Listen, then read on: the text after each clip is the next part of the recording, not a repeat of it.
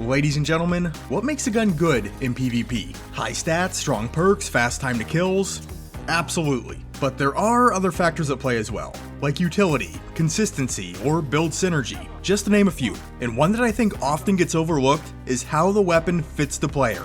Does the gun complement the wielder's playstyle? Now, the meta is the meta, and the meta is the meta for a reason. Certain weapons and weapon pairings just work very well together. And there's always going to be a set of guns on a holistic level that do perform better than others. I'm not here to debate that or tell you that's not the case, because it is. But not everyone is going to find success by using these weapons, and not every player wants to run the meta. I personally enjoy running a lot of different weapons, many of which most players would consider off-meta picks. Heck, I like using weapons in PvP that stink in the eyes of some Guardians. So I thought that it might be fun to take a look at 5 exotic weapons and one honorable mention that I need to tack on at the end, that a lot of players might scoff at, but always seem to work for me to a certain extent. And if at any point you do find yourself enjoying the video, feel free to leave it a like. And if you're really digging the content and you'd like to see more, consider subscribing to the Ironworker Gaming channel if you're not already. Let's get into it though, with a look at the first weapon.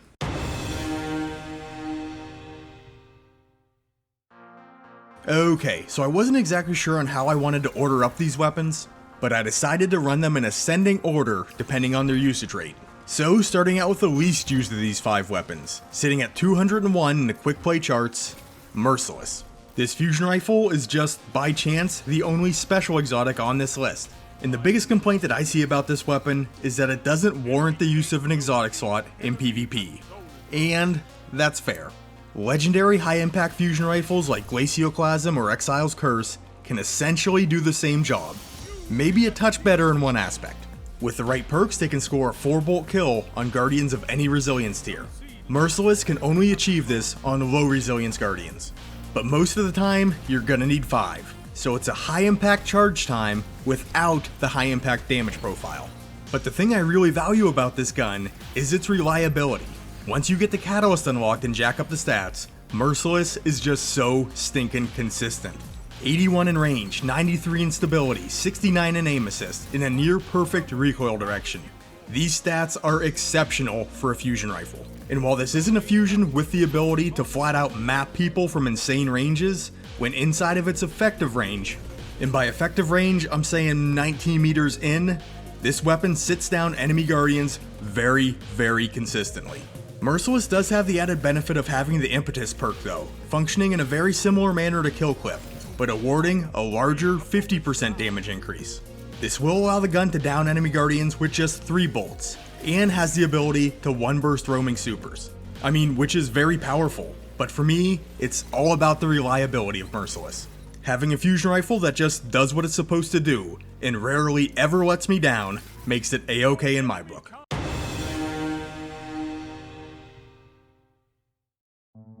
Number 4 on my list is Wish Ender, sitting at 185 in the quick play usage charts currently. And this bow definitely does have its flaws. The 2 biggest ones being the long draw time of just over 0.8 seconds, and the slower handling, which makes the bow less useful in a pop and swap scenario. But I mean, you do get free and legal wall hacks when the bow's fully drawn and you're aiming down sights. The accuracy and the stability on this weapon are also very high. But, I mean, wall hacks. Knowing where, when, how fast, and how many enemy players are coming your way, or how many are just sitting around a corner is incredibly useful. That's why a lot of assholes shell out big money to cheat at this game. And with me being a less aggressive player by nature, I can sit back and assess things before the action is right on top of me. Seeing the enemy team through walls lets me know how and when I should peek or engage. Or depending on the scenario, maybe the better play is to pull back and let the enemies come to me. Or maybe the best move is to disengage altogether. These are all decisions that I can confidently make before actually engaging, because I can see the baddies and they can't see me. And not only is it nice on a personal level, but if you're playing with a coordinated team, you can relay this information that you're gathering back to your teammates. A few other benefits: punch through damage, so a single arrow can strike multiple targets. And we do have one-shot potential on low resilience Guardians with a 20% damage buff from high energy fire. Like I said earlier, this isn't a terribly responsive feeling bow, but the pros for my playstyle definitely outweigh the cons. Wish Ender is a weapon that has always served me well.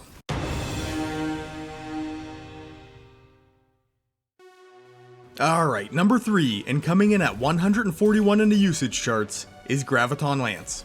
On paper, an inferior weapon. This pulse rifle has the worst optimal and body shot time to kills of the weapon class, coming in at 1 second and 1.87 seconds respectively. And while this is technically a pulse rifle, it does fire a 2-round burst, with the latter bullet carrying the bulk of the damage, but no damage fall off. So it is more like a funny feeling scout rifle. On the bright side though, once the catalyst is applied, the stats are pretty amazing. 91 in range, a maxed out stability, reasonable handling and reload speeds, high aim assist, and a recoil direction that is extremely vertical.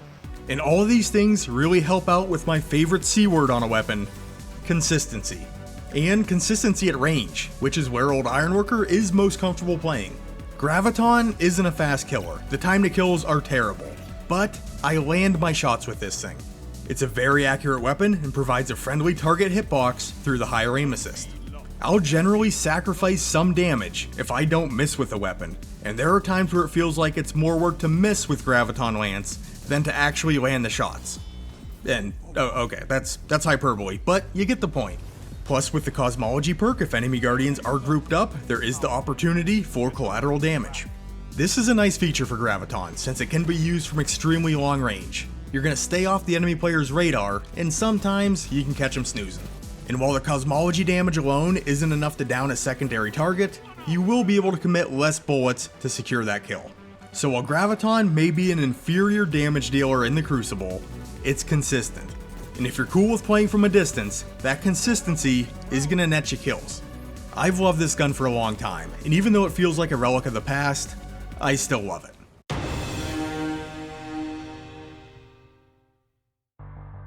Number 2 on the list, and coming in at 134 in the usage charts, is Malfeasance. And this is a gun that holds a lot of nostalgic value for me.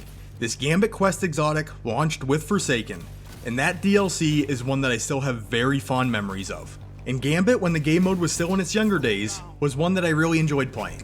And I still really enjoy using Malfeasance, even though it resides in the slightly underpowered 180 RPM hand cannon archetype. It does have a slower optimal time to kill of 1 second, but it is backed up by a solid 1.33 second body shot time to kill.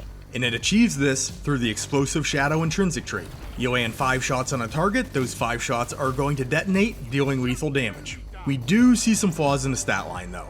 While the stability and recoil marks are very strong, we're looking at low range, poor handling, and the aim assist value does leave a little bit to be desired. Also, being an exotic, you cannot put Icarus grip on this hand cannon for increased in-air accuracy. And yeah, even though it's a 180 hand cannon, it does not have improved in-air accuracy intrinsically. But enough about the bad.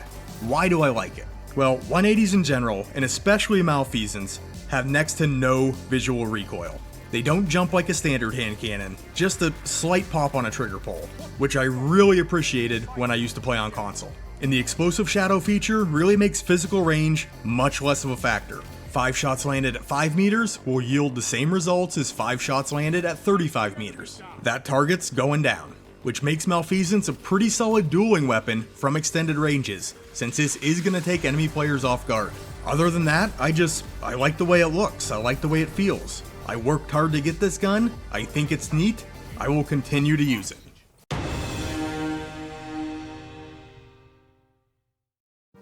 Lastly, and sitting surprisingly high in the usage charts at 74, Jade Rabbit. I knew there was a pocket of the player base that really loved this gun, but maybe I underestimated how large that pocket actually is. But it is really cool to see Jade sitting that high. Jade Rabbit is a 100% workhorse style exotic in PvP, because really, it doesn't feel all that exotic. Its exotic characteristic is Fate of All Fools, where landing body shots increases precision damage.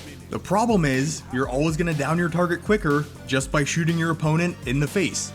Yes! In the face! A crit after landing a body shot will be refunded though, so I guess that's something.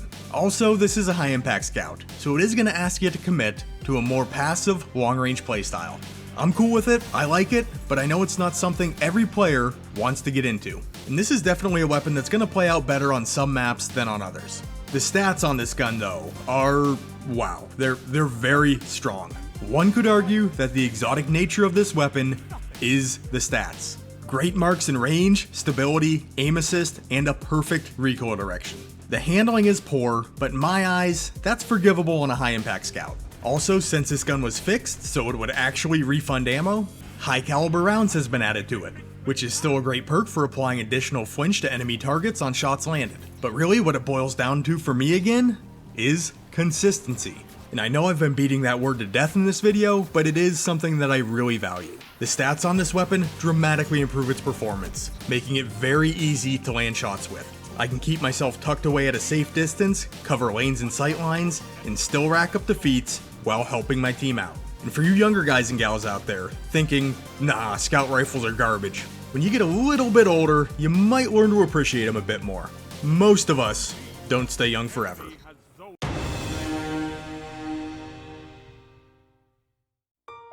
And real quick as we get things wrapped up here, that honorable mention, Polaris Lance. I just did a full review on this gun, and I never realized how much I truly liked using it in PvP until this go round. If you want to go on a deep dive on what Polaris Lance is capable of, check out the review. What to take away from this one though? Use what you like, and use what works for you. Don't feel confined to using the select few guns that are sitting on top of the meta 100% of the time. Especially in quick play. I mean, it's a video game, man. Use the guns that you enjoy, and don't be afraid to try new things. You'll never know if a certain weapon might work better for you, unless you actually try it. But hey, if you did enjoy this video, feel free to leave it a like, and consider subscribing to the channel if you're not already to catch more Destiny 2 content presented by yours truly. If you'd like to contact me, you can look for Ironworker814 on Twitter, join our channel Discord, link will be in the description. But probably the best way is just to comment down below, since I do try to get back to everybody. But with all that being said, I'd like to thank you for taking the time out of your day to check out this video. You guys are awesome, and I will catch you on the next one.